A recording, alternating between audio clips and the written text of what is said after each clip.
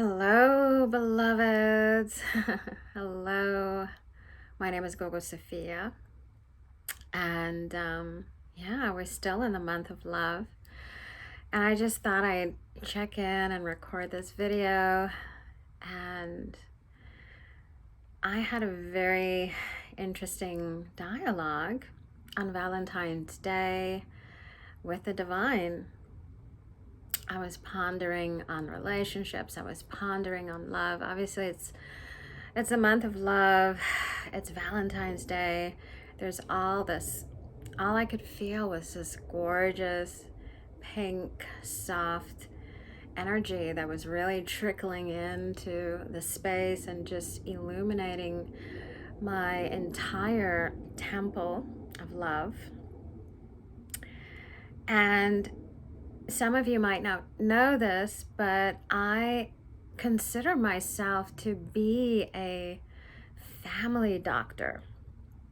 So I work a lot with pregnant women, women wanting to conceive, those that are in relationships and partnerships. I work a lot with community,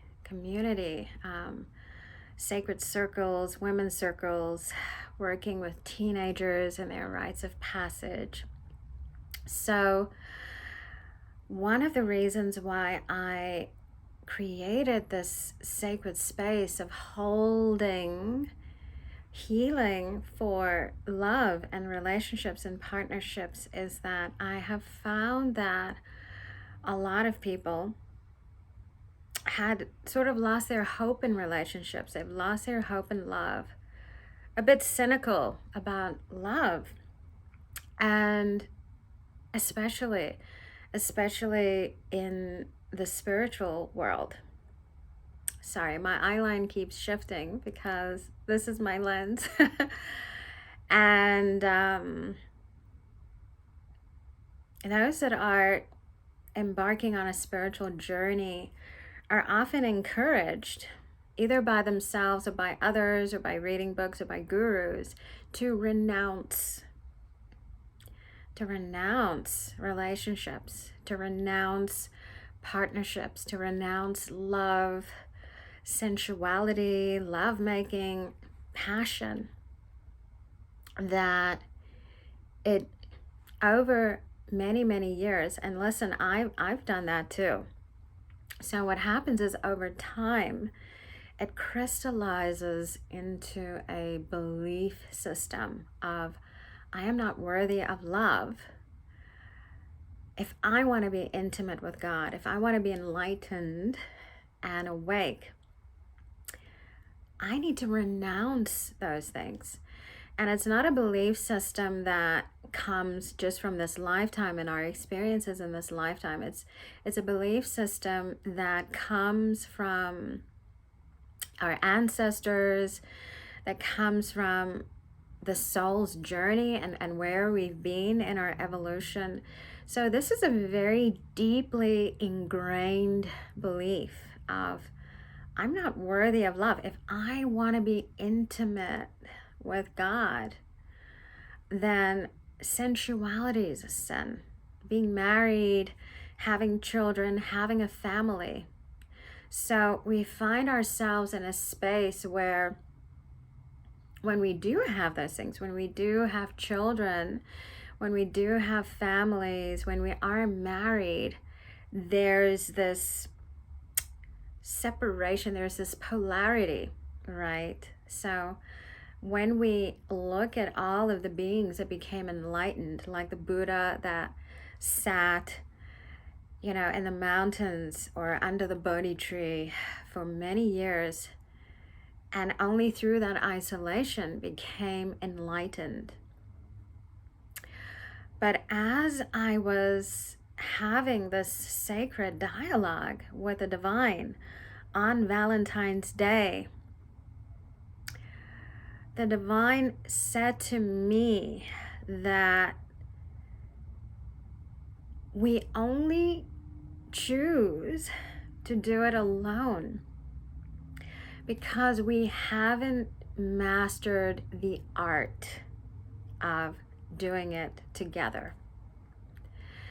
So there is this, in the pursuit of being enlightened, of seeking liberation, freedom, being one with the divine, with source, there is still this healing that is required around this fear of rejection, this fear of abandonment, this fear that it's not going to work out, and this fear of, I will not become enlightened if I do have a family, if I do commit to, these daily practices of being in a relationship and being part of a community or having a career.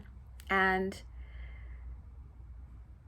we are in a very powerful time in the year of the dragon, where different timelines are becoming available. So we as creators, as individuals, are timeline shifters. And the divine is almost emphasizing the fact that with the union of the masculine and the feminine, and one of my favorite stories to reference is the story of Parvati and Shiva. And Parvati is the goddess that inspires me the most, because as a goddess, she holds it all. She holds it all. She is a yogi. She is committed to her practice. She is committed to her poetry. She is committed to refining herself as a queen, as a goddess. The meditation, the yoga, looking and nurturing and taking care of herself. But in that, she has incorporated all aspects of being the goddess, of being the feminine, including being the lover of Shiva, being a wife, including having children, including committing. She was a dancer, a singer. She's often seen with a sitar. She is the poet, and really holding within herself the true embodiment of what it is to be a goddess, and not being afraid of those things, not being afraid of committing to love, not being afraid of relationships and tantric relating, and not being afraid of being a mother, and sort of letting your tits sag, for a lack of a better word, but being enriched by all of those experiences and being empowered by them. And that's really part of my work. That's really part of my calling, to make spirituality something that has a purpose in our life, something that serves the greater good of humanity, of community, of families, that our families are not left behind. Many of the women that work with me find that, they start the journey and they feel like, I have to leave everything behind. I have to leave my lover behind, my husband, the kids. But they find that as they continue to unravel themselves in this... Apologies, my beloveds. So, apologies for that. So the device memory on my phone literally got full as I was recording that. But the point that I was trying to make is that what the divine is saying is that there is an opportunity and a really big possibility to be met by God and to be met by the divine in our relationships, in our partnerships, in our marriages, in having children, having a family, in our community, to be met by the divine in the flesh, in our sensuality, in our sexuality. And that is what the Divine Mother Parvati stood for.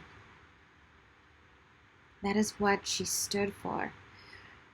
Holding the goddess in all aspects of herself without fear, without the fear of missing out. So, as you know, the year of the dragon is really about stepping into new timelines.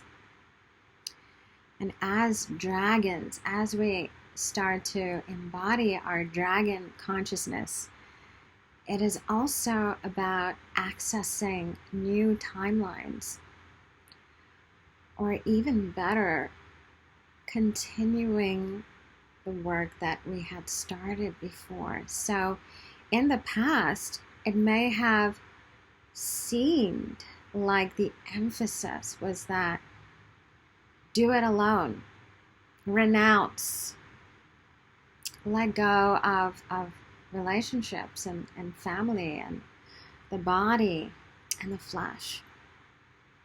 But what the divine is saying right now is that was the foundation. Those were the building blocks. Those were the stepping stones. And as you understand human evolution, everything takes time. Everything happens over different timelines, different realities. Things happen over a longer span of time. Even though we are anchored in oneness and we are anchored in this very moment, and that time does not exist. But in linear time, everything happens over many lifetimes. We master everything over many lifetimes. So individuation is part of the foundation. It's part of the stepping stones. And in this lifetime, we have the opportunity through our soul evolution to add on to this sacred pyramid. Okay, we continue to build and to add, to redefine ourselves, to redefine our relationships, the way we relate to others, life itself. Okay, we are refining, redefining, and refining. And in this month of love, the codes that are really coming in are around partnerships. How do we do it together? How do we, as spiritual beings, hold the space for our relationships and finding God, the divine, within co-creation, within collaboration, within relationships themselves. So this is a possibility. This is really, really a possibility where in the past we had to say no, and we had to walk from the people that we loved, from the people that we wanted to share our lives with.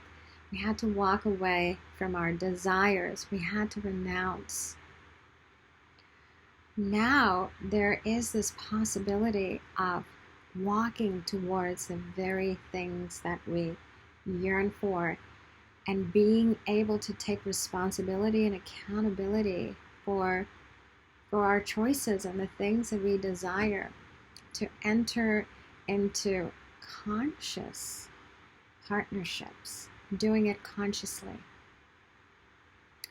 So again, I go back to that point. We only did it alone because we had not mastered the art of doing it together.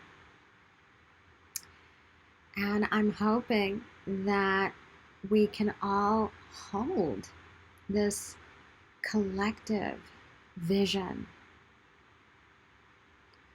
of being able to be met by God, by the divine, to be met by our own enlightenment in our relationships, in our partnerships. Okay, beloveds, I am sending you so much love, and yeah, I really want to hear from you. I'd love to hear your feedback around this theme today. So much love, beloveds. So much love.